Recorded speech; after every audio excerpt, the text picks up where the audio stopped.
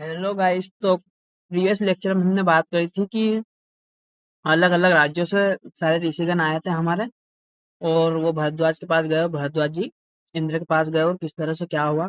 फिर हमने छठ पदार्थ देखे थे, सामान्य विशेष गुण द्रव्य कर्म समवाय। उसके बाद फिर हमने बात करी थी कि कौन से हमारे सामान्य क्या है, सामान्य वृद्धि कारण होता है, विशेष क्या है, ये सब सारी चीजें हमने देख रखी थी। फिर अब आज हम बात करने वाले हैं कि लोक जीवात्मा का आधार क्या है। लोक जीवात्मा का आधार है, हमें इम्पोर्टेंट श्लोक लर्न करना है। सत्व आत्मा से चक्र में त्रिदंडवत लोकस्थिति तिष्ठति संयोगात तत्र सर्व प्रतिष्ठित। मतलब कि तीन दंड के समान, तीन दंड कौन से? सत्व, आत्मा और शरीर। इनके संयोग से वह लोक अर्थात जीवात्मा युक्त शरीर रहता है और इसी शरीर में सब कुछ प्रतिष्ठित है। अब इसका ऐसे क्यों भी बनता है और एल क्यूब बनता है, लेकिन हमें मटेरियल चाहिए। बोले जहाँ तक इतना सा भी लिखा और बस हो गया। इसलिए मैं बार बार बोलता आया हूँ कि आपको विमर्श से पढ़ना है। आप विमर्श से पढ़ेंगे तब आप इस चीज को अच्छे से समझ जाएंगे। हाँ, विमर्श से पढ़ने के बाद समझ में नहीं आता तो यू कैन आस्क। ओके, ये ना, विमर्श आपको पढ़ना है। विमर्श मैंने पहले बताया क्योंकि बहुत बड़ा सिलेबस है, तो हम विमर्श में आपको पढ़ाऊंगा नहीं। ठीक है, विमर्श आप देख लेना। फिर हमारे पास में आता है कि आयुर्वेद का अधिकरण क्या है। आयुर्वेद का अधिकरण क्या है? तो स पुंश्चेतनं तच्च तच्च अधिकरणं स्मृतं वेदस्यास्य तदर्थं हि वेदो अयं संप्रकाशित। मतलब सत्व, आत्मा और शरीर के संयोग को ही पुमन यानी पुरुष कहते हैं, जिसमें सत्व, आत्मा और शरीर है। वही सत्व, आत्मा और शरीर युक्त चेतन है, यानी कि उसमें आत्मा, चेतना, मन, वही मिलित रूप से सत्व, आत्मा और शरीर। इसे इस आयुर्वेद शास्त्र का अधिकरण इसी सत्वादि विशिष्ट लोक के लिए आयुर्वेद में शस्त्र का प्रकाश किया गया है। बाकी आपको विमर्श पढ़ना है। मैं बार बार बोल रहा हूँ, विमर्श आप जब तक नहीं पढ़ेंगे जब तक आपको कोई भी चीज का क्लियरिफिकेशन नहीं होगा। देन हम आते हैं द्रव की गणना। अब द्रव क्या है, तो ये आपने पढ़ चुके हैं पदार्थ चैप्टर 3 द्रव्य विज्ञानी में। कि खादिन्य आत्मा मन काल विशेष आत्मद्रव्य संज्ञा सिंधु चेतन द्रव्य निरंजन च अचेतन, यानी कि पंच महाभूत जो कि हमारे कारण द्रव्य है। और कारण द्रव्य कितने? 9 होते हैं। और कारण द्रव्य, फिर कार्य द्रव्य आया हमारे पास चेतन और अचेतन। हमने चेतन में भी पढ़े, क्या पढ़े? इंद्रिय युक्त और अचेतन इंद्रिय रहित, यानी चेतन जो रहेंगे इंद्रिय युक्त रहेंगे और अचेतन रहेंगे हमारे इंद्रिय रहित। देन हमारे पास विमर्श है, ये आपको पढ़ना है। मैंने पहले बता दिया, विमर्श में आपको पढ़ाऊंगा नहीं क्योंकि विमर्श आपको ही पढ़ना है। देन हमारे पास कारण द्रव्य कौन कौन से, ये यहाँ पे नाम दिए हुए हैं, ये आपको पहले से पता है, मेरे को पढ़ाने की जरूरत नहीं है। कार्य द्रव्य क्या होते हैं? अंतश्चेतन कहते हैं, पुनश्चेतन, अंतश्चेतन और बाह्य चेतन। अंतश्चेतन 4 प्रकार के होते हैं, बाह्य चेतन 5। ये देख लो आप। सॉरी, ये देखिए आप, चेतन और अन- अचेतन। बाह्य चेतन और अंतश्चेतन चेतन के प्रकृति और इसमें प्राकृतिक और कृत्रिम आ गए। जरायु यानी कि बच्चे देने वाला अंडज, जो अंडे देने स्वेद, जो निकलने वाले उद्भिज, वनस्पति विरुद्ध वनस्पति औषधि, इन सब के आपको एग्जाम्पल इस जो ये दिया हुआ विमर्श इसके अंदर आपको पढ़ देखने को मिल जाएंगे। नहीं मिलता है तो आपको। फिर हम आते हैं सार्थक गुण क्या है। सार्थक उद्वादय बुद्धि प्रयत्न अंत परादय गुण प्रतिप्रयोक्ता। शब्द स्पर्श रूप रस गंध के साथ गुरु मंद हिम विष बुद्धि, जिसके बनते में प्रयत्न है, ऐसे सुख दुख इच्छा द्वेष प्रयत्न आत्म पराधि। 10 पराधि गुण 10 प्रकार के होते हैं, ये मैं पहले भी आपको बता चुका हूँ। और गर्वादि गुण 20 प्रकार के होते हैं। टोटल हमारे पास 41 प्रकार के होते हैं। कौन कौन से क्या होते हैं, हमने यहाँ से हमारे एमसीक्यू, सॉरी, यहाँ से हमारे एमसीक्यू जनरेट होना स्टार्ट हो जाते हैं। यहाँ पे आप देख सकते हैं कि गुरुवादि गुण 20 प्रकार के होते हैं।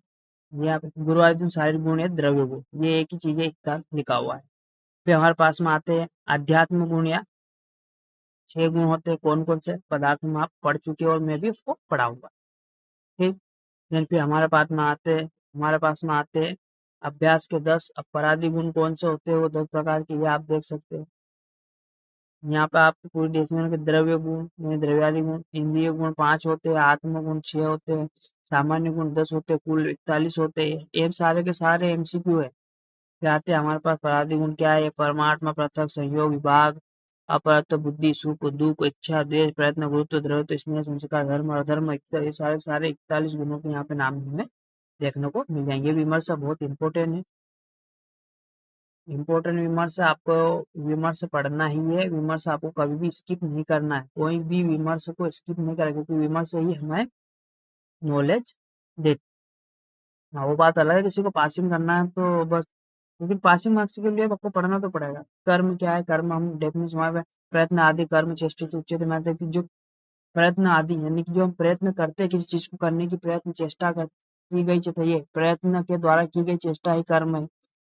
आदि की पूरी जानकारी आपको विमर्श के अंदर मिलेगी, लेकिन आपको पढ़ना तो पड़ेगा, बिगर पढ़े आप कुछ नहीं कर। श्रम पूर्वक जो चेष्टा की जाती है उसे कर्म कहा जाता है, जो चेष्टा करते हैं कर, ये सारी चीजें आपको कर, ये एमसीक्यू कहाँ से बनता है आपके? यही सब कर्म के भेद 5 प्रकार के होते हैं। उत्क्षेपण ऊपर आने वाला, अवक्षेपण, उसके बाद में हमारे पास में आ गया तीसरे नंबर आकुंचन, शरीर के समीप देश से संयोग के कारण प्रसारण, गमन। अब चलो निकलिए तो मैं बता ही देता आपको। आकुंच उत्क्षेपण यानी कि ऊपर की दिशा में हम फेंक दें, यानी हम एग्जाम्पल गेंद को ऊपर की ओर फेंकना, ये उसका उत्क्षेपण हो गया। अवक्षेपण यहाँ से जस्ट उसका ऊपर है अधोदेश में से संयोग कारणभूत यानी गेंद को नीचे फेंकना। हम यहाँ पे देखो देख, दो बेस्ट ऑप्शन है। उदाहरण वायु का शरीर के ऊपरी भाग से निकलना, ये उत्क्षेपण का एग्जाम्पल हो गया, और अपान वायु के शरीर के अधोभाग से बाहर निकलना है अवक्षेपण का एग्जाम्पल। आंकुचन यानी कि शरीर को हम जब कोई भी चीज है उसको हम अगर शरीर के समीप लेके आएंगे तो हम क्या करें? मतलब हम उसको पास में लाएंगे तो क्या करें? आंकुचन, खिंचाव करेंगे, तभी तो हमें दिखेगा, दिखेगा नहीं। प्रसारण यानी कि दूर, दूर वस्तु संयोग, दूर जो स्थित है, शरीर अगर पास में तो आंकुचन करेंगे उसको देखने के लिए, और दूर है तो उसको एकदम फैला के देखेंगे क्या है क्या नहीं है। तो ये प्रसारण हो गया हमारा। फिर आता है गमन, यानी किसी भी प्रकार की गतिशील होने है, अगर देखा जाए तो हम यूँ मान सकते हैं पतंग की गति, वो किसी भी दिशा में किसी प्रकार की गतिशील होने वाले कर्म को गमन कर्म कहते हैं। सामान्य सभी प्रकार की पंचकर्म विधान, वमन, विरेचन, निरूपस्ती, अनुवासन वस्ती, नस्य, ये सभी विशेष कर्म के अंदर समाविष्ट थे। ये तो मैंने आपको बता दिया। देन फिर आते हैं समवाय। समवाय का ये सब इंपॉर्टेंट श्लोक अभी जितने पढ़ाए मैंने आपको। समवाय और पृथक भाव भूम्यादि नाम गुणैर्मतः स नित्य यत्र द्रव्यम न तत्र अनियतो गुण, यानी कि पृथ्वी आदि द्रव्यों के साथ गुणों का अपृथक भाव, अलग न होना ही समवाय। यानी कि समवाय ऐसा है कि हम कभी किसी को अलग नहीं, यानी कि अग्नि से धुएं, अग्नि को धुएं से हम कभी भी अलग नहीं कर सकते हैं, तो एक समवाय हो गया है समवाय संबंध में। यानी कि समवाय संबंध वो है जो उसको अलग नहीं किया। अब कोई ऐसा है कि पेड़ पर पक्षी बैठा, बोले सर नहीं, वो समवाय नहीं है, वो अभाव है। यानी कि पक्षी अभी है और जब उड़ जाएगा तो उसका अभाव। अब हाँ, ये बोल सकते हैं कि हम पक्षी पर कलर, उसका रंग का, यानी जो हमारे पैरोट रहता है, तोता, तो तोता का कलर हरा होता है, वो उसके समवाय संबंध से। अग्नि के साथ धुआं का समवाय संबंध, ये सारे समवाय संबंध। समवाय संबंध का मतलब ये होता है कि जो अलग ना हो, एक दूसरे से कभी अलग ना हो। यानी कि अगर घने बादल है तो बारिश होगी, ये एक समवाय संबंध अपन मान सकते हैं। घने बादल है तो बारिश, बादल है तो बारिश होगी, बारिश नहीं होगी तो बादल रहेंगे ही नहीं। सिंपल सी बात। आपको विमर्श पढ़ना है, देर हम आगे बात करेंगे। ये पूरा विमर्श आपको पढ़ना है, वेरी इंपॉर्टेंट विमर्श है, क्योंकि विमर्श में आप बहुत कुछ चीजें सीखेंगे। तो सीखेंगे तो आप मेरे को बताना फिर कि उसमें क्या नहीं दिखी, आप बताना। इसके अंदर बहुत सारी चीजें आपको दिख जाएंगी। फिर हम आते हैं कर्म की डेफिनेशन, सॉरी, द्रव्य का लक्षण क्या है क्या नहीं, हम देखते हैं द्रव्य क्या है। यत्र आश्रित कर्म गुण कारण समवायित है, मतलब वही यहाँ पे वही लिखा कि कर्म और गुण आश्रित रहते हैं, जो कर्म और गुण समवाय संबंध, मतलब कोई समवाय संबंध में रहते हैं। अब हमें ज्यादा डिटेल विमर्श, बार बार बोल रहा हूँ आपको, विमर्श पढ़ना है, विमर्श से आपको सामान्य विशेष और समवाय के लक्षण पहले कहा गया है ना, सामान्य विशेष पहले अपन ने देख लिया। अब द्रव्य गुण कर्म का लक्षण क्रम से ये पूरी आपको विमर्श पढ़ना। विमर्श आपको नहीं पढ़ाऊंगा, मैंने पहले भी बताया है। तो यहाँ पे हम आते हैं गुण का लक्षण। गुण क्या है? तो ये समवाय निश्चेष्ट कारणम गुण, यानी कि जो समवाय संबंध वाला हो, चेष्टा रहित हो और गैर में कारण हो, उसे गुण कहते हैं। यानी कि भाई गुण भी तो समवाय संबंध में होते हैं ना। यानी कि गुण क्या है? गुण, गुण होते क्या है? जैसे कि हम अगर देखा जाए तो मधुर गुण, मधुर रस होता है, ठीक है। अब मधुर रस किसका होता है? चीनी का। अब चीनी का है, अब उसका गुण क्या? चिपचिपा, मतलब चिपकना। अगर चीनी गली हुई है, अपन गीली कर लेंगे तो चिपकने लगेगी, तो वो भी अपन ने मान सकते हैं। गोंद का गुण चिपकना, वो उसको गुण है। ये भी समवाय संबंध में ही होते हैं सारे, रहते हैं। विमर्श आपको बार बार बता रहा हूँ पढ़ना, और विमर्श आप जब तक नहीं पढ़ेंगे आपका कुछ भी नहीं होने वाला है। Date is point. ओके।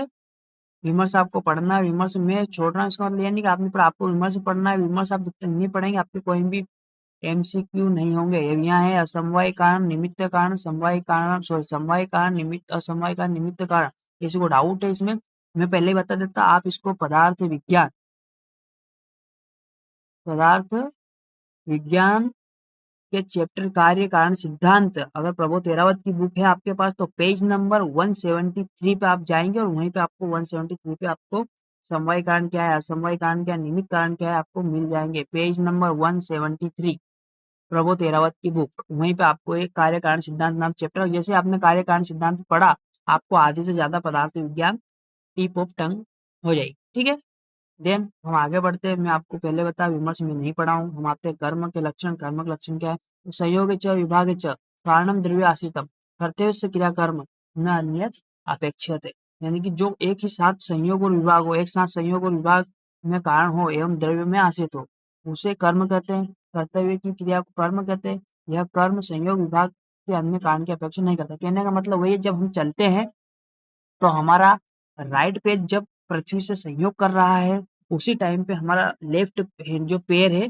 वह पृथ्वी से विभाग कर रहा है। यानी कि वही अगर देखा जाए तो हम जब बोलते रहते हैं तो हमारा अपर लिप और लोअर लिप एक दूसरे से संयोग विभाग करते रहते हैं और वही ये बोलना चाह रहे हैं।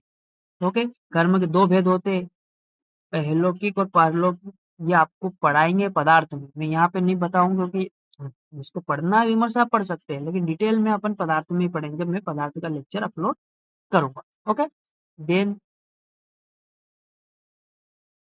आपको ये गुण और सॉरी ये आपको करना निश्चेष्टा गुण, चेष्टा स्वरूप ये गुण, ये टाइपिंग मिस्टेक है यहाँ पे। गुण और कर्म होना चाहिए मेरे ख्याल से। एक बार देख लेंगे कि क्या है क्या नहीं, एक बार देख लेना। ओके, अब लौकिक कर्म तीन प्रकार के होते हैं। कौन कौन से? सत्य प्रत्यय, असत्य प्रत्यय, अप्रत्यय। ये देखेंगे हम नेक्स्ट लेक्चर में, क्योंकि आज वैसे ही कुछ चीजें थी, मूड के ऊपर डिपेंड भी करता है कभी कभी। खैर अच्छी चीज है, बहुत इंटरेस्टिंग चीज। तो आज के लिए इतना ही guys. Okay, thank you. Channel को लाइक सब्सक्राइब करें। Thank you guys.